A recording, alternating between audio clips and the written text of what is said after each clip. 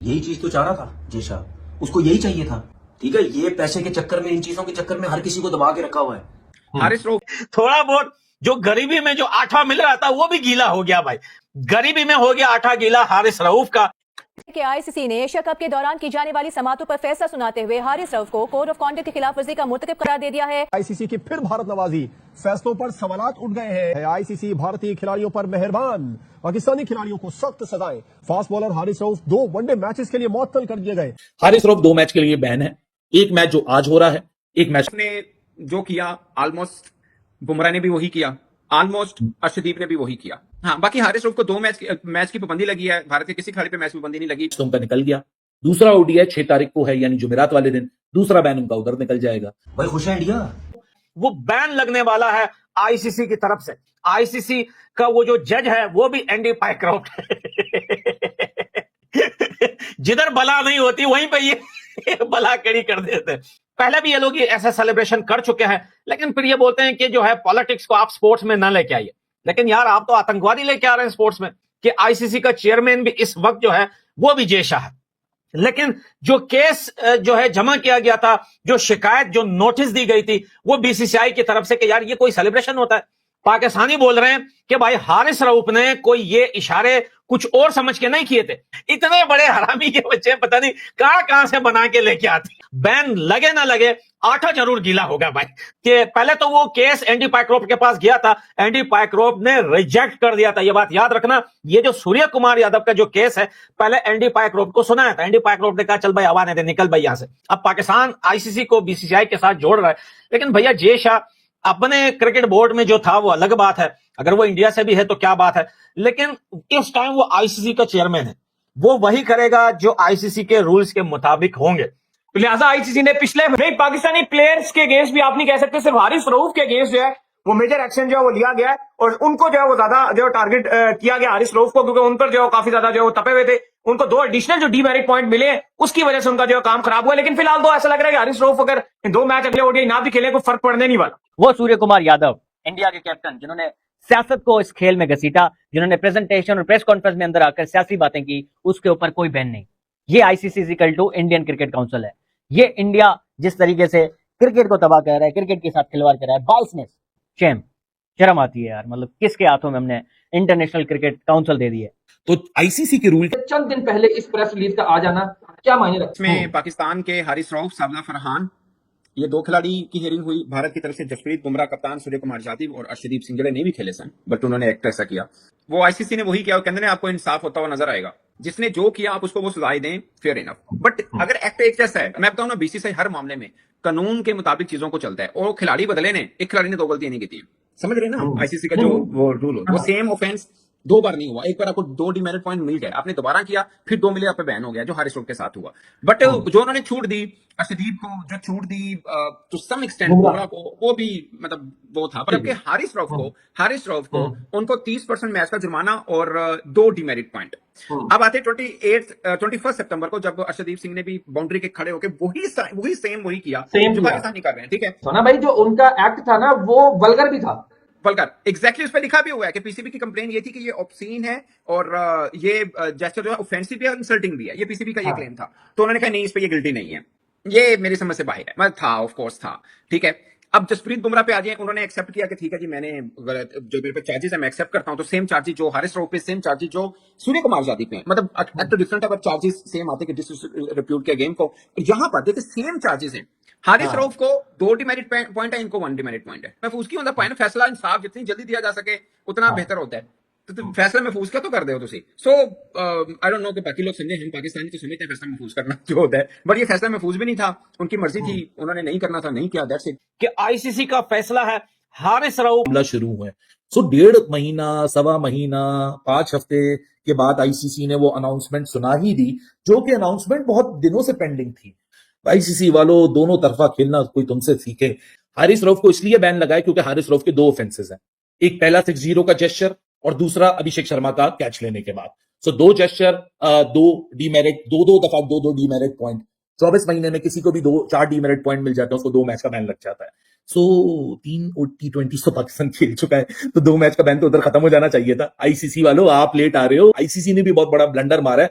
As per the norms, क्योंकि sanction कब की है, 28 सितंबर की अनाउंस कर रहे हो 4 नवंबर को, तो 4 नवंबर और 6 नवंबर को बैन लगा रहे हो। हालांकि होता क्या है कि जब डीमेरिट पॉइंट का सैंक्शन शुरू होता है ना मीटर, तो वो जो इमीडिएट आपका फॉर्मेट होता है उसके अंदर वो पूरा हो जाता है। अब हारिस रऊफ T20 में पिक नहीं हुए थे, तो शायद इसलिए इन्होंने उसको अनाउंस नहीं किया। यहाँ तो पिक ही नहीं हुआ तो फायदा क्या है, ओडीआई में पिक हुआ है तब अनाउंस करेंगे। लेकिन आईसीसी की एजीएम भी चल रही है, इसलिए मुझे लगता है शायद अनाउंस हो गई है। सो हेयरिंग नंबर 1 में साहिबजादा फरहान के जेस्चर के लिए Sahibzada Farhan was found guilty, लेकिन साहिबजादा फरहान ने जो एक्सप्लेनेशन दी थी वो शायद रेफरी को समझ आ गई, एंडी पाइक्रॉफ्ट को, तो सिर्फ ऑफिशियल वार्निंग दी गई है, यानी रिप्रीमेंड किया गया है और 1 डीमेरिट पॉइंट है। तो साहिबजादा फरहान तो डीमेरिट पॉइंट और वार्निंग के साथ निकल चुके थे। हारिस रऊफ जो कि पहले मैच का 6-0 का जेस्चर था क्राउड को जो दिखाया था, उसके ऊपर Haris Rauf was found guilty again for the same offence bringing the game into disrepute. Article 2.21 के तहत बुमराह के केस में एक्शन जो सैंक्शन लगाई गई आईसीसी की रेफरी की तरफ से, जो कि आपके सामने आर्टिकल 2.21 है, तो बुमराह ने उसको कंपीट नहीं किया, चैलेंज नहीं किया। इस वजह से जसप्रीत बुमराह के ऊपर भी यहां किसी किस्म की कोई सैंक्शन या कोई चार्ज नहीं लगाया गया, क्योंकि हारिस रऊफ एक दफा पहले एक ही सैंक्शन की वजह से केस लड़ चुके हैं, केस आईसीसी के रेफरी के साथ हार चुके हैं, 30% उन पे फाइन लग चुका है, 2 डीमेरिट पॉइंट हो चुके हैं। ये पहला केस है, एक जुर्म की एक सजा है। लेकिन हारिस का दूसरा जेस्चर जो आया एयरप्लेन सेलिब्रेशन का, उसके बाद हारिस का दूसरा ऑफेंस यहां काउंट हुआ, हारिस को सैंक्शन लगाई गई, हारिस की सैंक्शन को चैलेंज किया गया, ही वाज फाउंड गिल्टी। नमस्कार दोस्तों, जय हिंद। स्वागत है आप सभी का एक और नई वीडियो में। जैसा कि आपको पता ही होगा कि एशिया कप में बदतमीजी करने के बाद हारिस रऊफ पर आईसीसी ने 2 मैचों का बैन लगा दिया है। यह सब देखते हुए पाकिस्तानी मीडिया ने अपना रोना धोना शुरू कर दिया है, बोल रहा है कि इस प्रकार से हमारे खिलाड़ी को जलील किया जा रहा है और हमारी टीम के खिलाड़ियों पर भी उन्होंने आईसीसी ने बैन लगा दिया है। इंडिया की मनमानी चलती रहती है। चलिए सुनते हैं आगे वीडियो में क्या बोल रही है पाकिस्तानी मीडिया। चलिए सुनते हैं आगे वीडियो में, मिलते हैं लास्ट आगे। के तहत 24 महीनों का में यानी 2 साल के अंदर कोई भी दुनिया का प्लेयर 4 डीमेरिट पॉइंट्स ले लेता है तो उसको ऊपर 2 मैच सस्पेंशन हो जाती हैं as per ICC disciplinary framework. So in accordance with the code, Rauf को यानी हारिस रऊफ को पाकिस्तान के जो 2 ओडीआई गेम्स है, जो एक अभी चल रहा है और दूसरा अभी होना है 6 तारीख यानी परसों, तो उस दिन ये चीज को सॉल्व किया जाएगा। क्या आईसीसी ने फैसला दे दिया? आंसर इज यस, डिसीजन दे दिया। क्या आईसीसी ने इंसाफ किया? आंसर है नहीं किया। बुमराह ने अपनी जहाज गिराने का इशारा किया, उसके ऊपर कोई बैन नहीं, कोई जुर्माना नहीं। अर्शदीप सिंह के ऊपर कोई बैन नहीं, कोई जुर्माना नहीं। इंडिया ने अपना असर रसूख दिखाया आईसीसी के अंदर, जिसके बिना पर इंडियन खिलाड़ियों को कम पनिश किया गया है, पाकिस्तानी खिलाड़ियों को ज्यादा पनिश किया गया है। नाज़रीन, आईसीसी ने प्रेस रिलीज जारी कर दी गई है। 14 सितंबर जो एक सागा स्टार्ट हुआ था between Pakistan and India, ICC के इजलास से महीने जो कि हुआ था 14 सितंबर को, उसका फैसला करने के लिए आईसीसी को अब याद आया कि 4 नवंबर को मैं फैसला करूंगा। और ऐसा लग रहा है कि जैसे इंडिया के जो प्लेयर हैं उनको थोड़ा सा रिलैक्सेशन मिली है एज कंपेयर पाकिस्तान के प्लेयर, स्पेशली हारिस रऊफ को लेकर जो लग रहा है कि कोई किसी किस्म की बर्दाश्त नहीं पाई गई है। ये क्या हुआ है? ये पेनल्टियों में पेनल्टियां पड़ रही हैं। पाकिस्तान के खिलाड़ी को तो बैन ही कर दिया गया। हारिस रऊफ को ऐसे 4 डीमेरिट पॉइंट्स दिए कि कम से कम या तो एक टेस्ट मैच या फिर 2 ओडीआई के लिए बैन होंगे, तो अगले 2 ओडीआई के लिए हारिस रऊफ को बैन कर दिया गया।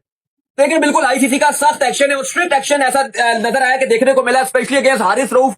2 मैचेस के लिए वो बैन हो गए। अब देखिए, ये फैसला इतना लेट आया है कि अगर आप देखो तो पाकिस्तान तो ऑलरेडी 2 टेस्ट मैचेस खेल चुका है, साउथ अफ्रीका के अगेंस्ट 3 T20s खेल चुका है। तो ये वैसे तो ये हट जाना चाहिए था, ये उस पर भी इंप्लीमेंट होना चाहिए था। लेकिन चूंकि सजा आज सुनाई गई है तो आज का मैच खाली काउंट होगा और जो second ODI Pakistan south Africa का, उसके लिए हारिस रऊफ बैन होंगे। जो हारिस रऊफ ने इशारे किए थे लगातार, तो उनके ऊपर एक तो जो अभिषेक शर्मा है, उनके साथ भी जब उनकी लड़ाई हुई थी, एक वो भी रखा गया। उनका जब कैच पकड़ने के बाद उन्होंने इशारे किए थे, जिसके बाद उनके ऊपर 2 मैच की पाबंदी लगा दी गई है। इसके अलावा जो बकिया खिलाड़ी हैं, स्पेशली सूर्य कुमार यादव जो इंडिया के कप्तान थे, क्योंकि स्टार्ट उनकी तरफ से ये सब हुआ था, लेकिन उनके ऊपर सिर्फ जो है वो डीमेरिट पॉइंट लगाए गए हैं और मैच का 30% जुर्माना लगाया गया। बाकी जो अर्शदीप सिंह थे, उनके अगेंस्ट भी कंप्लेन थी कि वो उन्होंने मैच में खेल तो नहीं रहे थे, लेकिन उन्होंने इस तरह के इशारे किए थे, लेकिन उनको जो है वो बिल्कुल क्लियर करार दे दिया गया। उनके अगेंस्ट आईसीसी ने कोई हियरिंग नहीं की और कहा कि वो बिल्कुल भी। तो इनडायरेक्टली अली साहब अगर हम कहें तो जो मेजर एक्शन है वो सिर्फ पाकिस्तानी प्लेयर्स के अगेंस्ट ही किया गया है। बहुत टाइम लगाने के बाद आईसीसी ने यह फैसला किया है। नहीं, पूरी मैंने कहा इनकी तरफ से डिसीजन जो वो देखने को मिला है। इतना टाइम जो वेस्ट नहीं करना चाहिए था, जो भी डिसीजन है आपको जल्दी करना चाहिए था। सबसे बड़ी खबर है, उसके ऊपर बात करेंगे। मेहरबान देर कर दी आते आते, अभी भी क्यों अनाउंस किया आईसीसी भाइयों? थोड़ा सा और टाइम ले लेते। मतलब 28 सितंबर के बाद 28 अक्टूबर, 28 अक्टूबर के बाद 4 नवंबर, मतलब 5 हफ्ते लग गए और 14 सितंबर से ये मामला। जैसा कि दोस्तों आपने वीडियो में देखा ही होगा कि हारिस रऊफ पर 2 मैचों का बैन लगने के कारण पाकिस्तानी मीडिया ने अपना रोना धोना शुरू कर दिया है।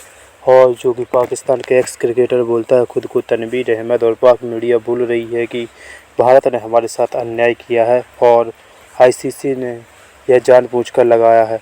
और आईसीसी में भारत का आदमी बैठा हुआ, जैसा बैठा हुआ तो उसने ज़बरदस्ती ही हारिस रऊफ पर बैन लगाया है। यह सब देखे, जैसा कि आपको पता ही होगा कि एशिया कप के दौरान कुछ फ्लाइट की गिराने की जो इशारे कर रहा था हारिस रऊफ, उसको इस प्रकार के खटिए पकड़ा गया है। जैसा कि आपको पता ही होगा कि एशिया कप के दौरान जो मुकाबले हो रहा था भारत और पाकिस्तान के बीच में, उसमें कुछ घटिया इशारे करते हुए हारिस रऊफ को देखा गया था। तब उसे 2 डीमेरिट पॉइंट मिले हुए थे, जो कि ग्रुप स्टेज में ये मुकाबला हो रहा था। लेकिन उन्होंने अपनी हरकतों में सुधार नहीं किया। फिर फाइनल में जैसे ही इंडिया और पाकिस्तान का फाइनल मैच हुआ तो वहाँ पर भी उन्होंने फिर से वही घटिया इशारे करना शुरू कर दिए और इस प्रकार से उसके 4 डीमेरिट पॉइंट हो गए और आईसीसी ने उस पर 2 मैचों का बैन लगा दिया है। जिस प्रकार से पठान भाई बोल रहे थे कि इसका तो साला गरीबी में आटा गीला हो गया है, अब भिखारियों की 30% फीस भी काट दी है। यह सब देखते हुए पाकिस्तान ने अपना रोना धोना शुरू कर दिया। बोल रहा है कि जैसा ने हमारे खिलाड़ियों के साथ बदसलूकी की है और हमें नाइंसाफ़ी की है। इस वीडियो में इतना ही दोस्तों। अगर आपको वीडियो अच्छा लगा है तो वीडियो को लाइक करें, चैनल को सब्सक्राइब करें और अपनी राय कमेंट बॉक्स में ज़रूर दें। क्या सही लगाया आईसीसी ने यह बैन? अपनी राय कमेंट बॉक्स में ज़रूर बताएं। तब तक के लिए जय हिंद, वंदे मातरम। मिलते हैं नेक्स्ट वीडियो।